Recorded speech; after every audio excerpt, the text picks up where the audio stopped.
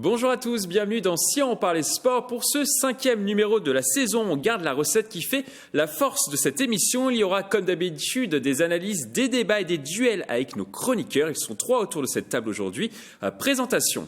On commence à ma droite. Mesdames et messieurs, c'est un champion du monde de cyclisme sur piste Masters et il est sur notre plateau et nulle part ailleurs. Nous avons d'ailleurs verrouillé son contrat de chroniqueur. Le pistard de Vélizy 78, Yann Dujarier, est avec nous. On a fait un contrat ? On a fait un contrat, moral en tout cas. Ah, moral, oui. Vous allez bien ? Très bien. Prêt pour l'émission, comme d'habitude. Prêt pour l'émission, ouais. On va découvrir les sujets au fur et à mesure. Alors, on passe de l'autre côté à musique. Il nous vient lui aussi de Versailles. Il est aujourd'hui un incontournable de cette émission. On le surnomme dans cette émission le gladiateur, car il aime combattre dans l'arène de ce talk. Pierre Chevalier du Rugby Club de Versailles est avec nous. Oui, c'est ça, oui. Bonjour, salut les copains. Comment allez-vous, Pierre ? Ça va très bien. Vous montez en puissance au fur et à mesure de la saison. Oui, c'est ça. Grosse préparation physique cet été. Voilà, et maintenant tout va bien. Physique, mentale et de plus en plus partant pour ces joutes verbales. On a hâte de voir ça en tout cas. On termine de l'autre côté, musique. C'est peut-être le meilleur d'entre nous. Quand on regarde cette émission, on veut absolument le voir. Ses fans sont de plus en plus nombreux. Notre super chroniqueur, spécialiste rugby, coach Jean-Miss, ex-entraîneur de plaisir, est avec nous pendant 1 heure. Vous nous faites encore l'honneur de venir sur ce plateau, Jean. Alors oui, quelle présentation. Bonsoir, Michael. Comment allez-vous ? Très bien, pleine forme. Je suis content d'être là. On m'envoie des lettres, on regarde l'émission pour vous, même pas pour les autres chroniqueurs, même pas pour moi, pour vous. Ah ben alors c'est bien, je suis ravi. Un message pour eux ? Ah ben je leur fais la bise. Fais pas tous quand même. Le message est passé.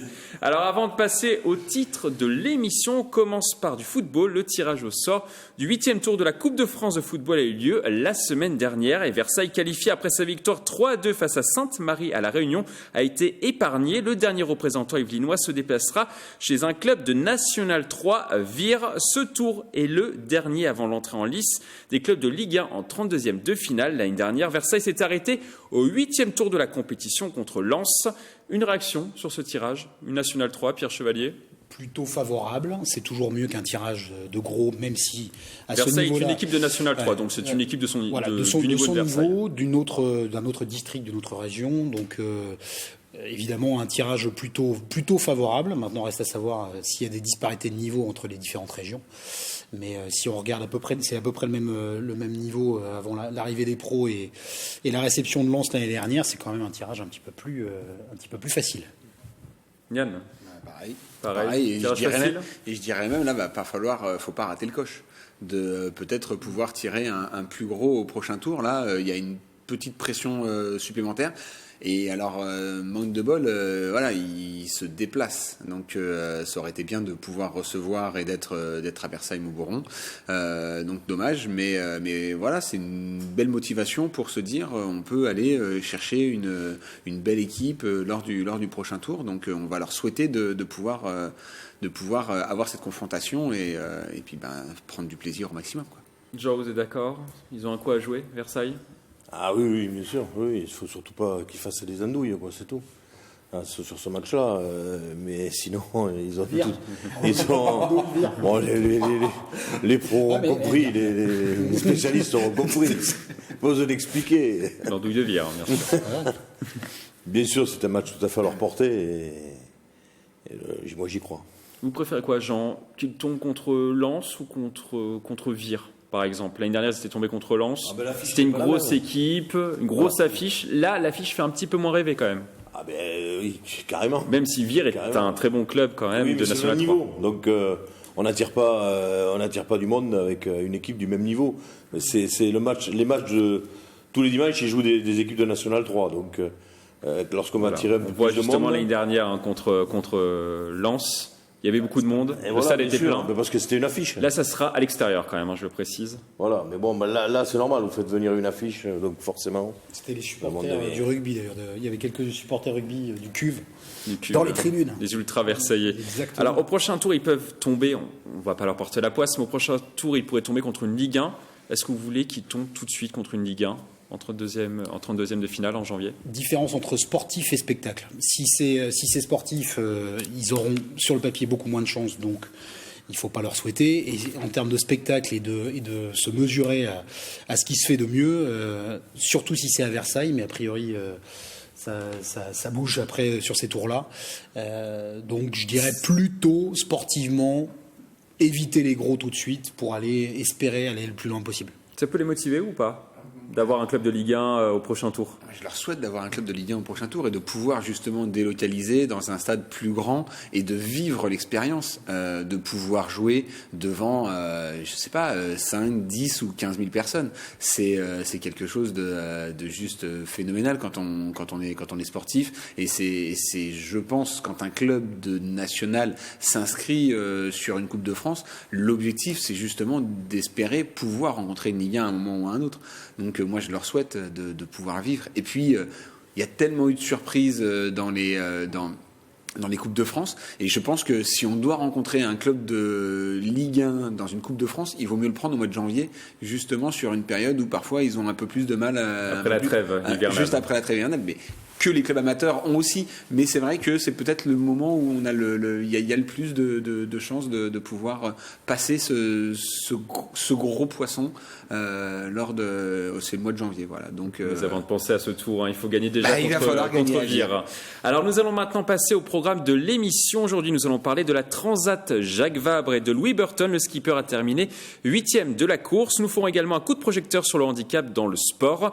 Des journées de sensibilisation sont organisées pendant une semaine à Plaisir. Mais avant de développer ces thèmes, on va parler rugby. Du rugby dans cette page résultat, Plaisir avait mis tous les ingrédients pour réussir à remporter la victoire contre Chartres ce dimanche 24 novembre. Mais une deuxième mi-temps de folie n'a pas suffi lors de la 9e journée de Fédéral 2. Après un premier acte dominé par Chartres 17-10, les rugbyman plaisirois se sont ressaisis en deuxième période devant leur public et arrivent à inscrire 2 essais, dont un à 2 minutes de la fin du match pour passer devant 24-17. Mais en quelques minutes, leurs espoirs de victoire s'effondrent. Chartres marque un essai de pénalité, puis arrive à inscrire une pénalité quelques secondes plus tard. Score final 27-24 pour les visiteurs. Il y a des faits de jeu, effectivement, des coups de pied qu'on envoie directement en touche, des choses non maîtrisées, quelques touches aussi qu'on quête, qu'on n'a pas, 2-3 ballons qui nous manquent énormément, forcément. À 24 partout, on loupe 2 pénalités pour gagner, effectivement. Eux, ils la mettent. Ça s'est joué à 2-3 faits de jeu sur la fin. Et malheureusement, ça tourne contre nous, encore une fois. Votre réaction suite à ce scénario, Pierre Chevalier? Rageant, parce qu'à ce niveau-là, les moindres faux pas, notamment à domicile, ne pardonnent pas. Donc le scénario de fin de match semble assez rocambolesque et là, ça semble dire que Plaisir est sur un petit peu plus dans le dur par rapport aux saisons précédentes où ils ont réussi à correctement figurer et surtout se maintenir en Fédéral 2. Là, ils sont obligés de revoir un petit peu leurs ambitions à la baisse. Il y a peut-être des faits de groupe et autres qui interviennent là-dedans, mais en tout cas, là, ça va les obliger à revoir un petit peu le déroulé de la saison et leurs ambitions.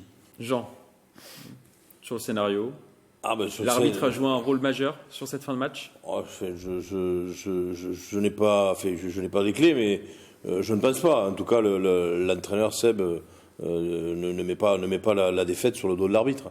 Donc je ne pense pas. Je pense qu'il y a une mauvaise gestion de fin de match, certainement sur l'essai marqué à moins de 2 minutes de la fin, lorsqu'il passe devant à 24-17. À mon avis, il y a une très très mauvaise gestion sur la réception, puisqu'ils prennent un essai de suite.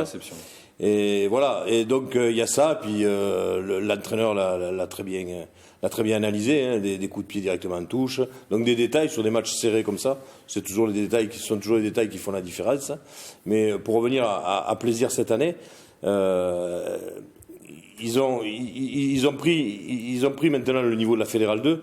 Sauf que cette année, il faut reconnaître que la poule dans laquelle ils sont, il n'y a pas de petites équipes. Contrairement à la poule d'à côté, vous avez une équipe comme Meaux, par exemple, qui n'a pas gagné un match. Donc il y a des clubs qui sont assez faibles. Dans l'autre poule, là, dans cette poule, dans la poule de Plaisir, il n'y en a pas. Il y a eu des clubs très forts comme Marc-en-Barreuil ou alors des clubs qui se tiennent. Et c'est pour ça qu'on voit Plaisir qui, à mon avis, a le même niveau que l'an dernier, sauf qu'ils sont dans une poule qui sont beaucoup plus serrées. Et pour suivre leurs résultats, j'ai vu qu'ils sont allés faire 2 belles performances. Ils sont allés faire match nul à Gennevilliers, Ils sont allés gagner à Sarcelles, alors que Sarcelles est la première équipe à avoir battu Marc-en-Barreuil, qui est quasiment intouchable dans cette poule et qui est l'ogre de la poule. Sarcelles les a battus et Plaisir est allé gagner à Sarcelles. Donc ils ont fait 2 belles performances à l'extérieur. Malheureusement à la maison, ils font le faux pas là, contre Chartres, et puis ils font un autre faux pas aussi à domicile contre une autre équipe qui n'était pas un cadre de la poule. On voit justement le classement à l'écran. Ils sont 10e actuellement sur 12 équipes engagées. Voilà, donc malheureusement ils vont combattre à mon avis jusqu'à la fin de la saison pour se maintenir. Mais quand on voit Orléans dernier, Orléans, on sait qu'ils ont eu des gros problèmes de début de saison par rapport à leur stade, par rapport à leurs joueurs. Je ne pense pas qu'en deuxième partie de saison, Orléans va rester dernier. Donc ça va être très très très chaud et très très serré. Ça va être compliqué pour Plaisir. Ça va être compliqué, mais je pense qu'ils en sont conscients et moi je sais que cette poule est très très très compliquée. Avant de reparler du classement, juste un petit mot. Est-ce que c'est une faute professionnelle d'avoir perdu ? C'est une faute, enfin c'est pas une faute. Sur ce scénario-là. Non, on peut pas dire faute professionnelle. Déjà, c'est pas des professionnels. Voilà, première chose. C'est surtout ça. Donc première chose, c'est pas des professionnels. Donc on peut pas leur impliquer cette erreur. Maintenant, oui, apprendre à gérer 1 minute 30, c'est quelque chose qui doit se faire. Et certainement que, comme disait Jean, un problème de réception à l'engagement, ça, c'est, on supporte pas la pression. Voilà, il faut pas que je me rate. Et puis on se rate. En Fédéral 2, on le paye plus cash peut-être que dans les autres divisions. Je pense pas que c'est le niveau là qui a fait la différence. Mais quand on voit l'essai aux images, quand on voit l'essai entre les perches du joueur de Plaisir là. Je pense qu'ils ont mis un peu la charrue avant les bœufs, les joueurs. C'est-à-dire que là, on aurait dit que le match était terminé. Oui. On aurait dit que le match était terminé. Et dans leur tête, marqué à 1 minute 30. Le match se terminait. Bien sûr. Oui, sauf que c'est à la fin du bal qu'on peut l'orchestre. Voilà, et tant que le coup de sifflet. Voilà, et quand on voit, aux images. Champion du monde. Voilà, quand on voit la réaction des joueurs, qui est normale, puisque c'est un essai, il reste 1 minute 30. Mais là, on se dit, je pense que dans leur tête, ils se sont dit, ça y est, on a gagné. Là, il se fait marcher dessus, là aussi. Ça y est, on a gagné. Décompression. Là, il se fait marcher. Après, ça, c'est rouge, Bien ça. sûr, déconcentration. Une déconcentration. Oui, ça c'est sûr, une déconcentration parce que sur cet essai, dans leur tête, je pense pour eux, ça y est, le match était terminé. Malheureusement, il n'était pas terminé. Il s'est fait piétiner un Pierre Chevalier, mais il a été sanctionné. Le 7 Plaisir-Roi, là, il est... Carton jaune. Ah ben c'est en rouge, ça. Le 15 de Chartres. Carton rouge, pardon, excusez-moi. Le 15 de Chartres. Ah bon. Parce que c'est en rouge, ça. Parce que, on remarque que c'est plus du stamping, là. Là, il fait. Non, c'est rouge. Là, il se mais apparemment, c'est rouge. 7, au moins, il y retourne au moins 4 fois. Apparemment, il a pris en rouge. Donc après cette défaite, Plaisir se retrouve désormais donc à la 10e place du classement de Fédéral 2 avec seulement 2 victoires au compteur, on le disait précédemment. L'équipe se retrouve donc en danger pour la suite de la saison. On écoute la réaction du coach. Forcément, on va pas mettre la charrue avant les bœufs et voilà, on va être humble. Encore une fois, on va travailler avec humilité et voilà, on va tout faire pour se maintenir encore une fois cette année. Je vais quand même vous poser la question sur cette thématique. Les joueurs de Plaisir ont-ils raté le coche après cette défaite ? Oui ou non ? Vous votez. Oui. Oh, un petit duel entre Pierre et Jean ? Jean, vous commencez ? Juste pour faire le duel. Allez-y. Le coach, quand on perd un match à la maison, bon, c'est vrai que c'est... oui. Quand on perd un match à la maison. Mais moi, il y a un mais. Donc quand on perd un match à la maison, c'est une contre-performance. Après, rater le coach. On va dire que pour moi, ça élimine malheureusement les belles performances qu'ils ont pu faire, comme j'ai dit tout à l'heure, à Sarcelles et à Gennevilliers. Donc perdre un match comme ça, qui était largement à leur portée, à domicile, ça annule ces grandes performances qu'ils ont fait. Voilà. Mais après, rater le coche, c'est un grand mot. La saison est loin d'être terminée. On n'est même pas à la trêve, donc ils ont le temps quand même de se refaire la cerise. L'entraîneur l'a dit, ils vont reprendre les matchs avec beaucoup d'humilité et il n'y a pas de raison que les performances qu'ils ont pu faire en cette première partie de saison, ils ne les réitèrent pas en deuxième partie. Pierre Chevalier. Dans une poule de fédérale, comme ça, que ce soit la fédérale 2, en l'occurrence fédérale 3 ou même fédérale 1, quand on joue, comme c'est le cas de Plaisir depuis 3 saisons, plutôt la deuxième partie de tableau, même s'ils avaient annoncé que cette saison, ils visaient plutôt la première partie, voire les places qualificatives, il faut tout faire pour gagner à la maison. C'est-à-dire que c'est là où la différence se fait en bas de classement, c'est-à-dire tout gagner. Donc, rater le coche, oui, à partir du moment où ils perdent un match à la maison, autant dans une poule aussi dense, comme le rappelait Jean, et deuxièmement, un match qui était clairement à leur portée, parce que même s'ils avaient été menés à la mi-temps, derrière ils sont revenus, ils auraient pu l'emporter. Donc oui, ils ratent le coche parce qu'ils perdent un match à la maison, et celui-là, malgré les victoires à l'extérieur qu'il y a pu avoir avant, l'effet était automatiquement annulé. Donc c'est des points laissés en route. Il y a juste, je mettrais comme Jean un petit bémol, c'est qu'ils prennent quand même le bonus défensif, et ce point-là, à la fin de l'année, contre l'Heureux, peut-être pas contre Orléans, ça c'est vrai, ou contre les équipes qui se battent pour pas descendre, pourra faire la différence. Yann, qui vous a convaincu? C'était David de Pierre. C'était David Pierre, et je reste sur David Pierre. Et moi, je vais plus loin, c'est qu'en effet, ils ont raté le coche, et les 4 points qu'ils ont perdus pèsent. 3, ça fait 3 du coup. Ça faisait 3, voilà, oui, 3 points qu'ils ont perdus risquent de peser dans la balance à la fin. Mais peut-être que le point qu'ils ont pris les sauvera aussi au final. Mais dernière question, on en reparlera. Dernière question sur plaisir. Ça fait 3 ans qu'ils sont dans cette division. Est-ce que c'était pas la saison où il fallait passer un palier, Jean? On dit souvent qu'ils vont plus regarder derrière que devant, logiquement. On dit souvent que ce sont des cycles de 3 ans, de 3 saisons, quoi. C'est vrai que à la 3e saison, si on se projette sur un projet à court terme, c'est généralement autour de 3 saisons. Et c'est vrai, il est vrai que la marche avait été franchie en montant en Fédéral 2, et je sais de quoi je parle. Et donc ensuite, le projet d'après du club, logiquement, si on s'inscrit dans ce projet, c'était, comme l'a dit Pierre tout à l'heure, c'était de figurer dans la première partie de la poule, puisque ça fait 2 saisons qui se battent pour pas descendre. Donc forcément, si ça évolue, c'est que ça évolue dans le bon sens, et qu'on regarde toujours devant, et on arrête de se battre pour ne pas descendre. Donc effectivement, le projet, pour l'instant, je ne le connais pas. Donc, ils n'ont pas été sauvés une année par le fait qu'il n'y avait pas d'équipe qui descendait. Il y avait moins d'équipes qui descendaient. Non, c'est pas ça. Handball. Ah, handball. Plaisir lutte souvent avec le maintien. Ils se sont maintenus. Là où ça peut être vraiment un palier, c'est par rapport à la vie de groupe. Qui vivent bien ou mal, mais si c'est le même groupe depuis 3 saisons, avec peu de changements, au bout d'un certain moment, sur les saisons qui se suivent et peut-être se ressemblent, ça devient lassant de jouer le bas de tableau et pour ne pas descendre, et prendre des danses ou perdre à l'extérieur ou à la maison un peu régulièrement, ça peut commencer à user un groupe. Donc c'est là où, sur une 3e saison, peut-être avec des apports extérieurs ou un changement de méthode, c'est là où il faut inverser la tendance et plutôt passer dans la première partie de tableau. Jean va complètement partir sur de la fiction. Imaginez que vous êtes entraîneur de plaisir. J'ai connu ça. Qu'est-ce que vous diriez à vos joueurs maintenant?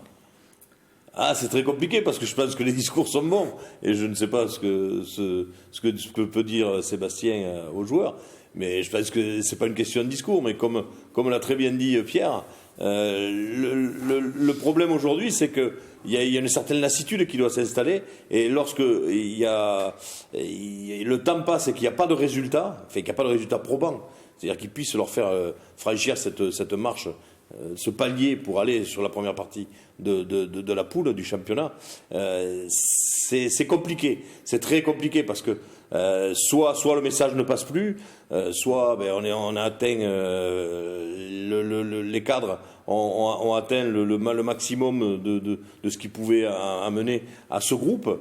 Mais après, c'est pas leur faute. Je dis pas qu'ils sont pas bons ou quoi que ce soit. C'est simplement que, à un moment donné, c'est le sport en règle générale, et particulièrement en sport collectif. À un moment donné, quand le message ne passe plus, quand ça passe plus, on n'en est pas là encore. Hein. Je pense que le point se fera plus en fin de saison, quoi. Donc, pour l'instant, moi, je reste quand même positif pour eux, et moi, je leur dirais, il faut gagner. Hein. C'était que de la fiction, bien sûr, je le rappelle. On va maintenant parler de voile. Louis Burton, originaire de Rambouillet, a réussi à terminer le 11 novembre dernier la Transat Jacques Vabre avec son coéquipier Davy Baudard. Ils ont relié Le Havre au Brésil à bord de son bureau Valet 2 en 14 jours, 51 minutes et 43 secondes. Un temps qui leur permet de finir 8e chez les IMOCA. On écoute la réaction de Louis Burton par téléphone. La Transat s'est bien passée d'un point de vue sportif, puisque en fait on a terminé la course avec un bureau Valet en très bon état. On a pu, sur des grands runs de vitesse entre les Açores à peu près et puis l'arrivée, on a pu remonter 5 bateaux. Donc voilà, ça a été sportivement hyper intense. Alors, La question sur ce thème, êtes-vous déçu par son classement? 8e, je le rappelle. Non, personne n'est déçu. Ah, vous êtes déçu. moi, je me dis en rouge, moi. Déçu. Est-ce que vous êtes déçu par son classement? Oui, je suis déçu. On fait un petit duel entre Pierre et Yann. Pierre, vous commencez? Je dirais pas forcément Alors, vous êtes déçu. pas déçu, vous. Non, pas forcément déçu parce que je crois que c'était pas la gagne, même si en sport c'est toujours la base, mais la gagne n'était pas forcément l'objectif. Je crois qu'il partait pour tester le bateau pour d'autres courses et tester ses aptitudes toujours présentes, notamment si je me trompe pas pour le Vendée Globe. Donc on pouvait peut-être attendre un petit peu mieux d'un duo comme celui-là et d'un skipper expérimenté comme lui, mais pas forcément déçu parce que la course en elle-même lui a permis de grignoter quelques places. Après, c'est dans sa préparation et dans les objectifs initiaux que je n'y vois pas de déception manifeste. Yann, vous êtes déçu? Oui, bien sûr, parce que Très déçu. l'objectif, c'était le podium quand même. C'était une place entre 3 et 5 de mémoire. Voilà. Top Et 5. Top 5, voilà. Et donc, Si possible, top 3, en fonction des événements. Et donc, du coup, on est plutôt top 3 plus. Voilà. Donc, quand on parle de 5, 3 de plus. Donc, non, je trouve que on est loin de l'objectif de départ. Donc, c'est pour ça que c'est décevant, quoi. Maintenant, voilà, les circonstances de course, il y a plein d'éléments qui font que c'est la place à l'arrivée. Ça reste, comme il le dit, la satisfaction, c'est que le bateau n'est pas cassé. Il n'y a pas de bobo, donc rien à réparer pour pouvoir s'inscrire dans la préparation pour le Vendée Globe qui partira l'année prochaine. C'est ça, on en parlera juste après, après ce duel. Et donc voilà, c'est juste dommage de pas se dire on a pu pousser le bateau plus. Et je pense d'ailleurs en fait. Il n'y a pas de casse, mais parce qu'ils n'ont pas demandé au bateau plus que ce qu'il a donné là, alors qu'ils auraient peut-être pu lui demander plus. Et aller chercher, ils ont mis le frein à main, voilà. Ils ont versé la voile. Jean, qui vous a convaincu? Alors moi, vous avez été déçu, vous aussi. Oui, j'étais de l'avis alors j'étais déçu, pas spécialement par le classement, j'étais déçu pour lui, parce que lui espérait un podium et le top 5, c'était tout à fait ça. Je m'en souviens aussi, et c'est pour ça que je suis déçu, parce que je pense pas qu'il ait freiné le bateau, parce qu'il était là justement pour le tester. Et donc c'est une contre-performance, quoi. C'est une contre-performance. Et bon, après il y a des facteurs extérieurs quand même sûr. qu'il ne maîtrise pas forcément dans la voile. C'est le propre de ce sport-là. C'est que malheureusement, il y a des facteurs naturels contre lesquels on ne peut rien, même quand on est le meilleur. C'est peut-être des choix tactiques aussi. Je veux dire. Il a commencé la course en prenant très au large, vers l'ouest, pour repiquer, en fait. Oui, c'était peut-être pas la bonne solution. Et contrairement à des concurrents qui ont pris plutôt vers les Açores, justement. Et voilà. En longeant les côtes. Voilà. Du coup, Il eux s'était ont fait fait tromper. plus court, lui il a fait plus long, et du coup, à partir du moment où il a été dans la bonne trajectoire, il en a rattrapé 5. Ça veut dire que le bateau est rapide. Donc, en effet, il y a eu un mauvais choix de départ. Il a testé. Bon, ils ont appris. Et c'est un coup de poker aussi. Je pense que ces choix comme ça de route, c'est un coup de poker, parce que s'il a les conditions climatiques pour, peut-être que ça lui aurait souri. Choix gagnant. C'était un coup de poker, ça, pour moi. Pareil, Coup de poker, c'est souvent ce qui se passe dans ces courses. Non, le bateau le plus voilà. rapide est souvent Oui, devant. non, mais enfin, il y a quand même le choix aussi des routes. Hein. Faut pas de rencontrer de containers non plus.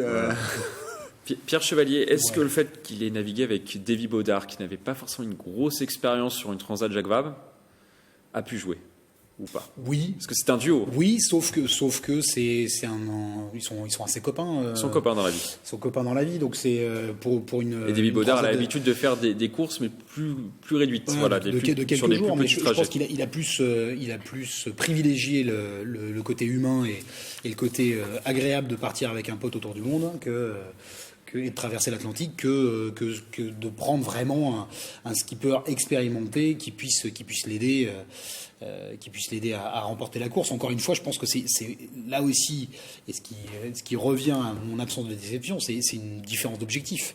C'est-à-dire, s'il avait voulu peut-être vraiment mettre toutes les chances de son côté pour aller chercher ce podium, voire mieux, là il aurait peut-être fait le choix sportif et le choix de la compétence. Là, c'est le côté humain pour aller tester le bateau en conditions, se mettre lui dans les conditions du Vendée Globe à terme. Donc, je pense qu'une question d'objectif et de ce côté-là, lui n'a pas dû être déçu. Ça a dû être une traversée assez agréable.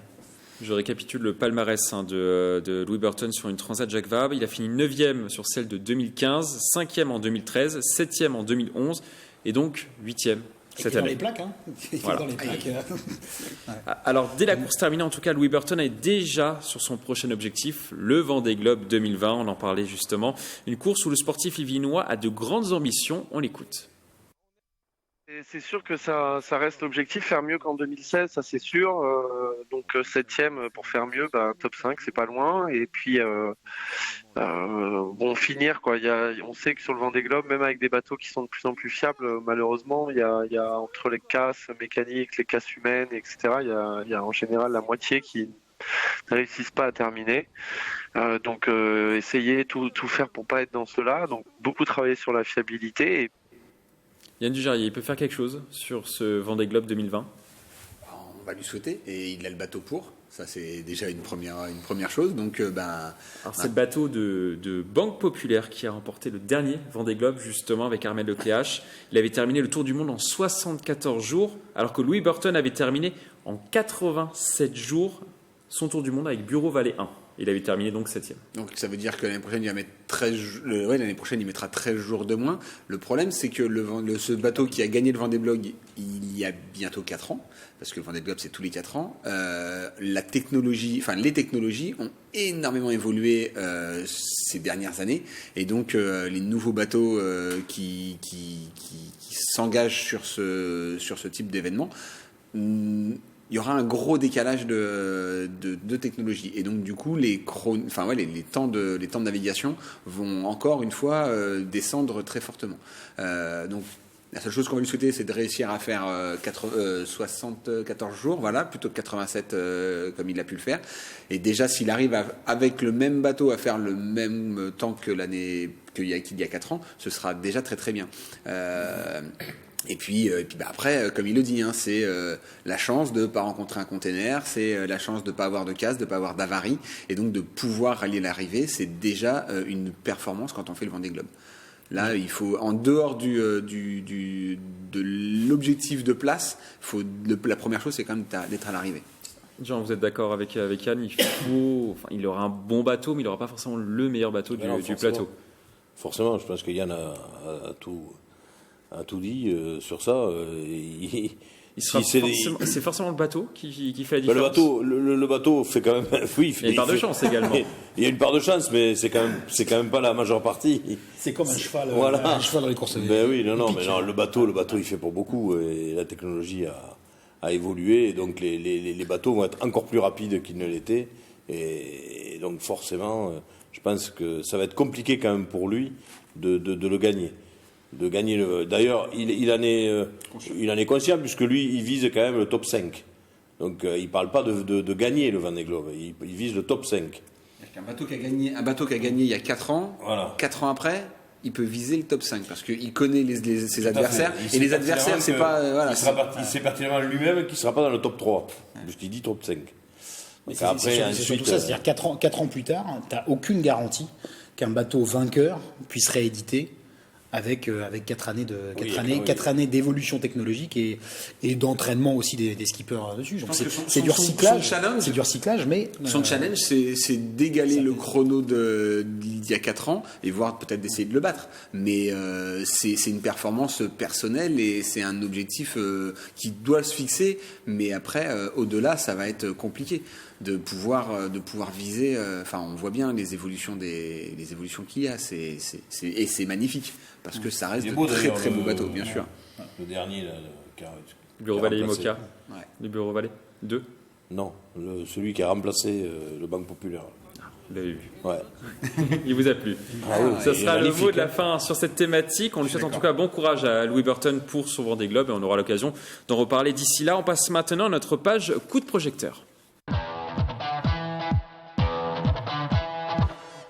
Dans cette page coup de projecteur, nous allons parler d'une thématique qui nous tient particulièrement à cœur chez TV78 et sur ce plateau, le sport et le handicap. Pour sensibiliser les enfants sur cette thématique, la ville de Plaisir organise à partir de ce lundi 25 novembre jusqu'à ce vendredi 29 novembre des activités pour les enfants. Des primaires et des collégiens testent plusieurs sports comme le basket, le tennis de table ou la gymnastique en situation de handicap. C'est la 4e édition de cette initiative. On écoute l'un des responsables de l'activité. On essaye de toucher un peu toutes les familles, le handicap physique, donc là vous avez les fauteuils roulants, vous avez aussi le handicap visuel, vous avez la surdité, voilà, on essaie de représenter un petit peu toutes les familles et que les enfants puissent se projeter un petit peu dans toutes ces situations. La base est la même depuis le début, on change les activités au fur et à mesure et on améliore d'année en année.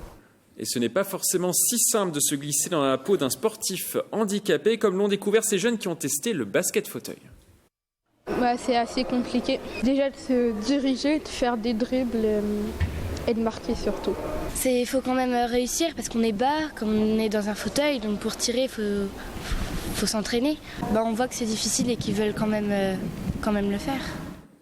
Vous avez déjà testé le basket fauteuil autour de cette table ? Oui. Oui ? Oui. Le rugby fauteuil. Le rugby fauteuil ? Ouais. Quelles sont les difficultés ? C'est qu'on n'a pas l'habitude de manier un fauteuil, tout simplement, et que donc on se retrouve dans une situation qui est toute nouvelle. Donc il y a beaucoup de paramètres à gérer. Et puis quand vous faites ce type d'initiation, juste en face de vous, vous avez des mecs qui eux font tout et n'importe quoi avec leur fauteuil. Ils sont presque capables de rouler sur une seule roue et ils vont à une vitesse qui est juste phénoménale. Et vous vous retrouvez comme un con, tout simplement. C'est une vraie leçon de vie. Et moi, j'ai été pilote sur un championnat du monde d'un athlète malvoyant c'était une expérience géniale, quoi. J'ai kiffé faire ce championnat du monde. C'était en 2018, donc c'était tout récent. Qui passe, merci. C'est vrai que c'était tout récent et un résultat qui était anecdotique, mais un résultat quand même. Et c'est vrai que pour moi c'était une belle expérience. Et c'est vrai que j'encourage tout le monde dans quel que soit le sport, parce que le football il existe aussi pour les joueurs aveugles et c'est vrai que il développe des choses, des sens qui sont et c'est beau de les voir faire. Ça reste des beaux moments. J'ai vu des athlètes manchots, donc sans bras, faire du vélo. Donc à tout à chacun se dire je vais faire du vélo sans les mains, oui, mais donc là ils sont appareillés pour pouvoir prendre le départ. Et ce qui est vraiment impressionnant, c'est derrière de voir les performances qui sont réalisées. Moi je me souviens d'un athlète russe sans bras, l'avoir vu sur une poursuite, avoir vu ses chronos ensuite, je suis incapable de faire le 2e kilomètre que lui faisait. Le premier kilomètre c'était juste sur 1 kilomètre, il me mettait 3 secondes. Et voilà, ce sont des athlètes et des athlètes complets. Il y a des très belles préparations et puis ce sont des gens qui prennent du plaisir quand ils sont dans leur discipline. Le rugby fauteuil pour vous, Pierre Rugby Chevalier. fauteuil, la principale différence, c'est que ça se joue à l'intérieur par rapport à un terrain en herbe extérieure. C'est toute une affaire, et c'est rien de le dire, de coordination globale. Nous, on n'a évidemment pas l'habitude d'avoir à gérer autre chose que notre corps, les jambes, la tête et les bras. Mais c'est désormais, après, une affaire de volonté. Ils sont effectivement capables de manœuvrer le fauteuil assez rapidement d'un bras, de faire la passe de l'autre, alors que nous, il nous faut beaucoup plus de temps pour appréhender et s'acclimater avec le fauteuil. Il y a un autre sport aussi que je n'ai pas pratiqué, puisque c'est pas mon cas, mais auquel j'ai eu la chance, et je dirais vraiment la chance d'assister, c'est le golf, le handi-golf, avec là tout type de handicap, effectivement, membre supérieur, membre inférieur. Il y a notamment un champion qui est équatorien, je pense, au départ, mais qui joue en France depuis un grand nombre d'années, qui s'appelle Manuel de los Santos, qui joue sur une jambe. Et Et justement, cette affaire de coordination, quand on est golfeur, de voir un tel art dans l'équilibre sur une seule jambe, c'est phénoménal. Il a aucun problème de puissance sur le haut du corps, et il a juste cette coordination et cette flexion autour de sa seule jambe valide qui force le respect, et qui impose une immense admiration pour ces champions-là. C'est très bien que la Ville de Plaisir puisse s'engager pour sensibiliser tout le monde au handicap, et surtout ça fait 4 ans qu'ils le font. Ça c'est fantastique de leur part, et ça permet surtout d'ouvrir peut-être un maximum de gymnases, de terrains et d'activités aux enfants, et aux jeunes et moins jeunes handicapés, qui puissent du coup participer à tous les sports. Justement, est-ce qu'on sensibilise assez les enfants au handicap sportif, Jean? Non seulement les enfants. Parce que moi, je suis admiratif devant le sport, le handisport. On en a parlé à travers les exemples qu'ils ont donnés. Mais c'est pas du tout médiatisé. Et alors, c'est pas que les enfants qu'on sensibilise pas. Parce que si de temps en temps, et Dieu sait si on a tu parlais du rugby fauteuil, l'équipe nationale a de très bons résultats dont on ne parle absolument jamais. Donc il y a zéro médiatisation sur les résultats de ces disciplines handisport, et c'est regrettable, parce que on ne peut être qu'admiratif par rapport à ce qui est réalisé, et quand nous on fait du sport et qu'on a du mal, alors imaginez un peu eux dans certaines conditions. Le pire, c'est qu'ils se plaignent pas et qu'ils sont très heureux. Il y a guère que, en fait, dans les sports olympiques, en fait, que ça peut donner lieu au moins tous les 4 ans à une mise sous le projecteur avec les Jeux paralympiques. On voit souvent ça sera en peut-être athlée. le cas en 2024. Ben voilà, c'est ce qu'il faut espérer. Ici, en France, et dans les Yvelines en particulier. C'est beaucoup le cas en athlée, mais surtout les sports paralympiques. Et là, au moins tous les 4 ans, on met un coup de projecteur sur ce sport, et surtout sur ses volontés, et ses capacités, et ses capacités mentales à toute épreuve. On le voit depuis tout à l'heure, des athlètes handisport yvelinois gagnent des trophées, sont en tête d'affiche dans beaucoup de compétitions. Est-ce que Yann Dujarrier, est-ce que ces athlètes-là, comme Louis Radius par exemple, devraient rencontrer encore un peu plus les jeunes pour les sensibiliser au handicap? Est-ce que le message ne passerait pas mieux, justement, avec un athlète paralympique, par exemple, comme... De toute façon, il faut sensibiliser les jeunes à tout. C'est-à-dire qu'aujourd'hui, les jeunes, la vie, elle est trop belle dans notre pays. Et donc, il faut le sensibiliser à tout. C'est-à-dire que, voilà, faut arrêter de se plaindre au quotidien, parce que il y a pire ailleurs, il y a moins bien même en France, et donc il faut se sortir les doigts du cul quand on a envie de quelque chose. Eh bien, il faut aller le chercher tout seul. Faut pas attendre qu'on vous le donne. C'est pas comme ça que la vie fonctionne.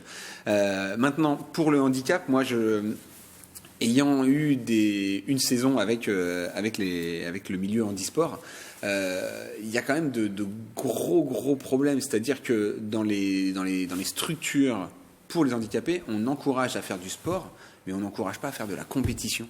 Et c'est un vrai problème. Et alors, c'est vrai dans le milieu du handicap, mais de toute façon, c'est vrai dans tous les domaines. C'est-à-dire qu'il faut faire du sport, tout le monde le dit, tout le monde en parle, mais les gens veulent bien faire une activité physique, mais ne veulent pas faire de compétition. Et la compétition, c'est quand même ça qui va vous donner l'envie de vous dépasser au quotidien. Et de vous dépasser pour le sport, mais de vous dépasser aussi dans votre travail, dans votre vie de tous les jours.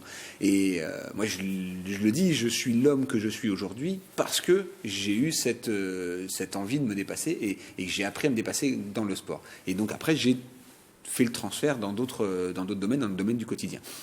Vraiment, il faut arrêter de penser que la compétition est mauvais est interdite au handicap. Et tout le monde, à partir du moment où vous faites une activité sportive, faites de la compétition, vous allez apprendre, vous allez grandir, vous allez gagner en confiance en vous, vous allez apprendre. On ne gagne pas ou on ne perd pas. On gagne ou on gagne, oui, mais on apprend. On ne perd pas, on apprend. Jean-Michel, dernière question. Est-ce que ces athlètes yvelinois doivent aller au collège, en primaire, pour justement transmettre leur vécu?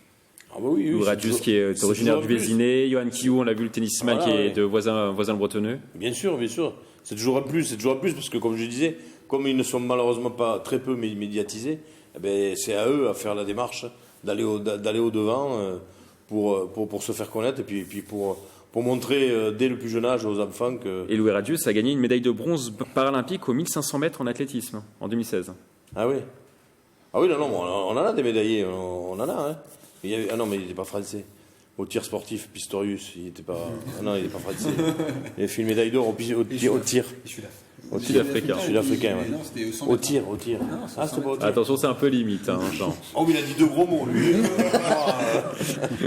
Alors on va passer maintenant à une nouvelle thématique. Les Yvelines ont accueilli la semaine dernière 2 stars, Jérôme Le Banner, l'ancien kickboxer, et l'ancien nageur Alain Bernard. On commence par Jérôme Le Banner. Ce samedi 23 novembre, le sportif est venu donner un cours destiné aux pratiquants de sports de combat et d'arts martiaux au gymnase de la Malmedonne. L'ancien athlète d'1,90 m pour 120 kg environ a donné un cours de 2 heures. Objectif, partager son expérience.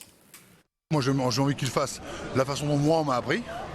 Moi, on m'a appris beaucoup de choses. On m'a appris plusieurs formes, plusieurs styles. Et après, j'ai fait mon style, JLB. Et j'essaie de leur inculquer ça. C'est-à-dire qu'avec le bagage qu'ils ont, on essaie de voir d'autres petits horizons. Mais ça reste la même chose. Mais avec quelques petites différences. Frapper sans être frappé, détruire. Jean, une réaction. Oh, la chute. J'ai adoré la chute. La méthode de Banner. J'ai adoré la chute. Il doit pas faire... Il fait pas rire les campeurs, lui. Lui, quand il doit bouger, sortez-vous le devant. Hein. Alors l'événement, en tout cas, a regroupé des dizaines de participants venus du secteur, mais également de la France et de l'étranger. Donc, j'ai suivi tous ces combats. C'est une idole. C'est super. Vraiment un exemple à suivre. Donc la quarantaine passée, toujours là. Moi, j'ai 54 ans. Donc c'est un exemple à suivre, magnifique. La chance de pratiquer avec quelqu'un d'aussi célèbre, d'aussi technique, d'aussi reconnu, et principalement l'humilité, parce que cette personne-là, il faut savoir que c'est un exemple d'humilité. Une réaction par rapport à la venue de Le Banner, Pierre Chevalier? Il n'est pas à son goût d'essai. Hein. Il me semble qu'on en a parlé. Il était déjà venu à Villepreux l'année dernière. L'année dernière à Villepreux. Une ou deux saisons. Donc je me souviens que ça avait déjà été très... Ce sont des cours qu'il fait régulièrement en Ile-de-France, voire en France. C'est dans son art, avec ses mots, avec sa pratique et son expérience, faire partager au plus grand nombre, c'est une très très bonne chose. On en parlait juste à l'instant pour la partie handicap et partage d'expérience. Là, on est dans le monde plutôt des champions et de ceux qui sont titrés, qu'ils sachent justement venir à la rencontre des sportifs amateurs, des sportifs du dimanche, même de ceux qui le suivent depuis des années, qui sont peut-être beaucoup plus aguerris. C'est une très bonne chose. Ça participe justement à l'expansion et à l'aura de ce sport-là.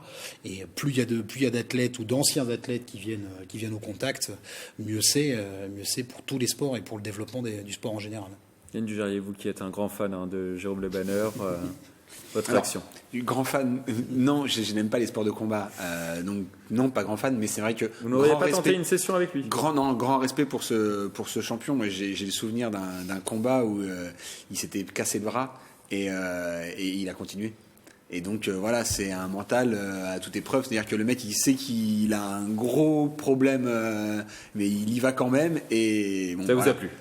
Ben, oui, parce que on n'est pas là. Enfin voilà. Il en a peut-être parlé pendant ce cours. Mais de toute façon, c'est un des effets marquants de sa carrière, à Jérôme Le Banner, ce combat. Moi qui ne suis pas fan des sports de combat, je le sais et j'en ai entendu parler et je m'en souviens.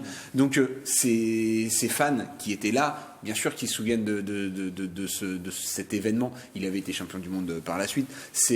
Voilà. Donc c'est un très très grand champion. C'est un très très grand sportif parce que on ne devient pas. Moi j'ai respect pour tous les sportifs de haut niveau qui arrivent à très haut niveau parce que c'est de la très grosse discipline au quotidien, l'entraînement et puis tout est mis en place pour aller obtenir le meilleur résultat, la meilleure performance. C'est la nourriture, c'est des sacrifices tout au long de l'année pour certains objectifs.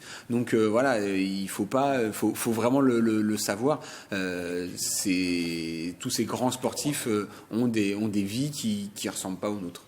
Une autre star, cette fois-ci de la natation, était à Poissy. Alain Bernard est venu ce mercredi 20 novembre à la piscine Mignot dans le cadre d'une masterclass. Le double médaillé olympique au JO s'est glissé dans la peau d'un entraîneur le temps d'un après-midi. Ça me plaît parce que j'ai des anecdotes aussi dans mon passé qui m'ont permis de rencontrer des champions. Je m'en souviens, ça m'a marqué, je m'en suis servi. Et ça peut avoir un impact sur eux, que ce soit quelque chose d'assez quantifiable dans le sport ou dans leur vie. Si on contribue à leur épanouissement, on aura rempli notre mission. Cette 13e date de la tournée française d'Alain Bernard a été destinée aux enfants du secteur âgés de 9 à 17 ans. Les jeunes sportifs ont pu se prêter au jeu des questions-réponses et nager sous le regard de cet ancien professionnel qui a stoppé sa carrière en 2012. C'est très important pour moi parce que on a quand même une grande star de la natation mondiale. C'est incroyable, je trouve. C'est inédit, on pourrait dire ça comme ça. On voit un champion olympique et c'est un grand honneur pour nous. Parce qu'on n'a jamais vu un champion olympique comme ça en vrai. Il est grand, impressionnant. Une super expérience pour ces jeunes, Pierre. Oui, clairement. Clairement une super expérience. Là, on est même un cran au-dessus de Jérôme Le Banner parce qu'on a un double médaillé olympique. Donc là, on a vraiment du champion de chez champion. Il y a une chose qui me marque sur ces deux champions et sur ces deux reportages, c'est ce qui a changé depuis quelques années, c'est l'exposition médiatique de l'après-sport de haut niveau. Tu parlais des sportifs de haut niveau. Maintenant, ils sont tellement exposés que Le Banner, il a fait du cinéma. Alain Bernard, il a fait de la télé-réalité. Ils sont sollicités maintenant tout le temps.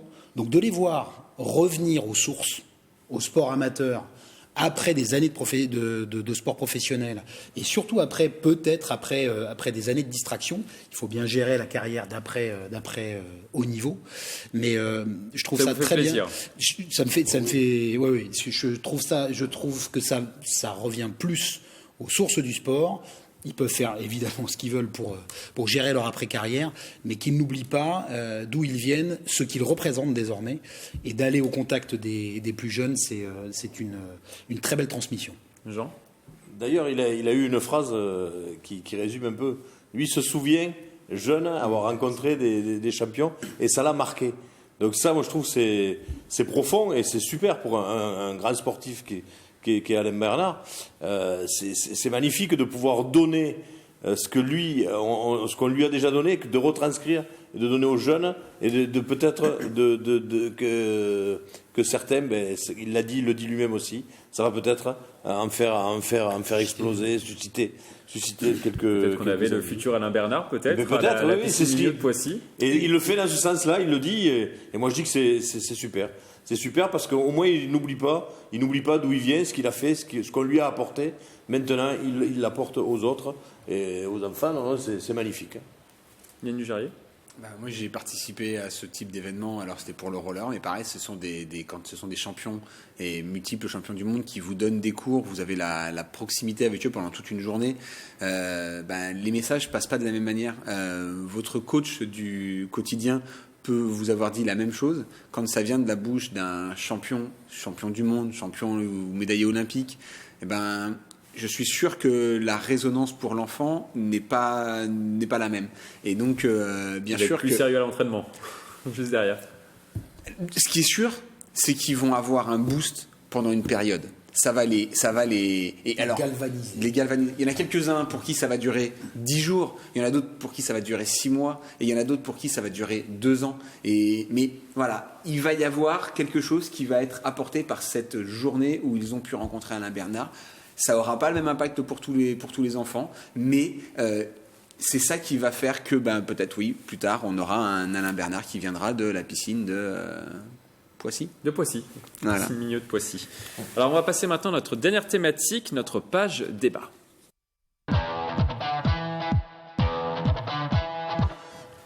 Focus maintenant sur le championnat de Régional 2 de football, musique. Ça s'en va et ça revient. Ludovic Gauthier n'est plus le coach de l'équipe de Trappes depuis fin octobre. Il a été remplacé par Hicham Zerdi. Son nom vous dit peut-être quelque chose. C'était l'entraîneur de l'ES Trappes la saison dernière lors de la montée. Pour nous parler de ce comeback, nous avons reçu le joueur de Trappes, Toufik Ben Saada, sur le plateau du 7-8 Sport. Oui, une surprise. Une surprise parce qu'on se croisait, on était régulièrement au téléphone ensemble, mais jamais il avait évoqué cette possibilité. Mais je pense que lui, plus que nous encore, est un amoureux de Trappes, est un amoureux de ce club. Et que je pense que c'était le premier malheureux de voir la situation dans laquelle on se trouvait. Alors je pense qu'il a décidé tout naturellement de reprendre le flambeau. Est-ce que c'est surprenant de le voir revenir au club de Trappes après l'avoir quitté il y a tout juste 6 mois? Ce qui est surprenant, parce qu'il a l'air surpris, Toufik Ben Saad. Ce qui est surprenant, c'est de voir le début de saison de Trappes qui n'était pas forcément très mauvais, puisqu'on parlait plutôt... c'était plutôt vers le bas du classement quand même. On parlait de matchs qui faisaient basculer ou pas la saison. Bon, après, est-ce que le mal était à ce point profond qu'il faille changer d'entraîneur? C'est plus ça qui est surprenant. Après que ce soit un amoureux du club et de la ville qui revienne, là, c'est peut-être moins surprenant. Ça vous surprend ou pas, Jean? Non. Qu'un ancien coach s'arrête 4, 5, 6 mois et puis revient. Et non, mais ça s'est déjà vu, ça, tout simplement parce que le club, devant la situation dans laquelle il se trouvait, a dû certainement aller taper à la porte et puis dire voilà, écoute, on revient nous filer un coup de main, quoi. Voilà, c'est pour ça. Donc, on va dire qu'il joue les pompiers de service et il le fait à travers le club qu'il aime bien et la ville qu'il aime bien. Donc, ça s'est déjà vu dans d'autres disciplines et maintes fois, quoi. Donc là, quand il faut. On est en pleine, on n'est même pas au milieu de la saison. Il y a un gros malaise au sein du club. Aller trouver un entraîneur aujourd'hui, il y en a plus puisqu'ils sont tous dans des clubs. Hein. Donc on essaie de trouver la solution de repli, la plus favorable pour le club. On se dit tiens, l'ancien entraîneur il fait plus rien. Bon, on va essayer de lui demander s'il veut pas. Après, il était parti pour raison professionnelle à la fin de la saison. Il fait monter le club en Régional 2. Oui, c'est pour ça. C'était une première pour le club. Et il a quitté ses fonctions pour raisons professionnelles. Et là, il a pu s'arranger pour revenir au club quand il a eu la situation. Oui, on dit souvent raison professionnelle pour dire allez, c'est bon, ne me demandez pas le reste. Bon, s'il est revenu, c'est qu'il a le temps et qu'il peut le faire. Tant mieux pour le club et en espérant que ça va rebooster le groupe et que Trappes va retrouver le chemin de la victoire. Yann Dujarier, ça vous surprend ce retour, ce comeback? La question est difficile, Michael, puisque c'est un intervenant que l'on ne connaît pas. Maintenant, même les joueurs n'étaient pas au courant. Oui, bien sûr. On a bien entendu l'interview. Ouais, bien sûr que oui, c'est du coup si les joueurs, eux, qui sont les premiers intéressés, ont eu la surprise. Oui, bien sûr qu'on va considérer ça comme une surprise. Maintenant, il était parti parce que pour raison professionnelle. Alors on ne connaît pas, mais peut-être que maintenant que ça fait 6 mois qu'il est dans son nouveau poste ou dans ses le changement qu'il a eu, il s'aperçoit que finalement il aurait la capacité de pouvoir gérer le club. Peut-être que c'est lui qui est venu en disant finalement le challenge de R2 ça pourrait m'intéresser. On n'a pas les tenants et les aboutissants. Ça veut surtout dire que l'entraîneur qui a démarré la saison, il a fait justement 5-6 petits mois et justement la question sur ce thème, est-ce que Trappes fait le bon choix en faisant revenir Hicham Zerdi plutôt et après avoir viré Ludovic Gauthier? Est-ce que Trappes a fait le bon choix? Il était classé combien? Il était classé 10e sur 12. Oui. Non, le bon choix, on saura. Non, on saura à la fin. Oui, bien sûr. Moi, je suis entre les deux. Vous êtes entre les deux. Tout simplement parce que le bon choix. Alors, c'est pas une question de bon choix, c'est une question que là, ils étaient au pied du mur.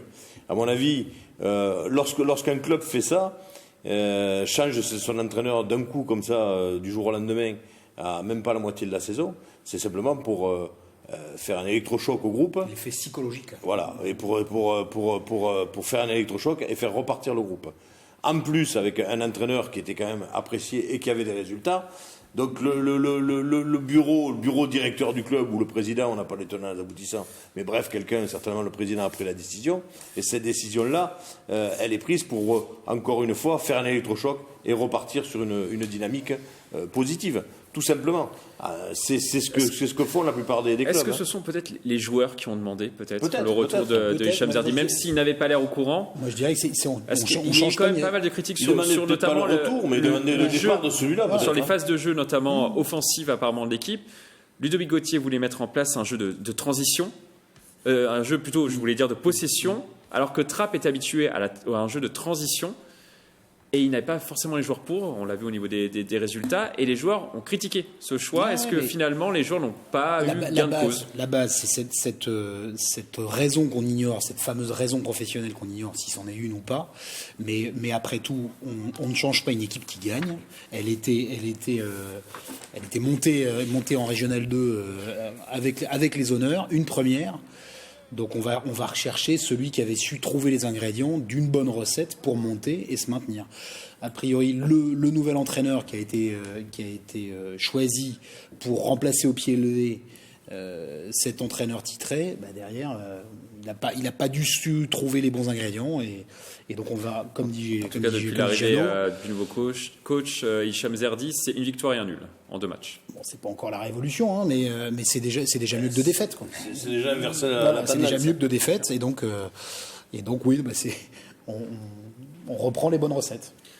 On arrive déjà à la fin de cette émission. On va terminer comme d'habitude par une citation. Aujourd'hui, je vous propose de terminer par une phrase de Robert Marchand, le cycliste détenteur de plusieurs records de longévité, dont 2 qu'il avait réalisés au Vélodrome National de Saint-Quentin-en-Yvelines, a fêté ses 108 ans ce 26 novembre. Nous allons reprendre une de ces phrases. Je ne suis pas un phénomène, je suis un type comme tout le monde, seulement j'ai usé de tout, mais je n'ai abusé de rien. À bientôt sur TV 78.